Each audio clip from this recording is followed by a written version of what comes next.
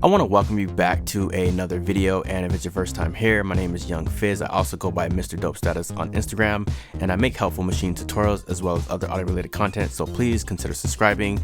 Today we're going to be taking a look at a brand new play series by Native Instruments. We actually have two of them. The first one is going to be Discoteca keys, the second one is going to be Discoteca drums, and then we have a Leap expansion, and that one's called Italo Disco. So if you like something that you hear today, click the affiliate links in the description box below. Without further ado, let's go ahead and get into today's video, which is the Leap expansions as well as the Discoteca keys and drums. Okay, so I do want to give you a quick rundown of the different play series here as well as the Leap expansion. So let's go ahead and start off with the Discoteca keys. So if you're not familiar with the play series, what we have is we have the side A here, and then we have side B, and these sounds could be blended together by using this balance knob here. So if we go over here to sound tab, you can see where you have the A and then the B, and then you can come in here and really adjust your sounds here. So go ahead and click this again and come back to the main page. Down at the bottom, we have our macros in which we can adjust things like the cutoff, resonance, noise, phaser, delay, and reverb. And we also have our volume here, and then we have our randomization control right here. You can also come up in here and turn on and off the effects by pressing this button here. And then we have the different effects that we can browse through here.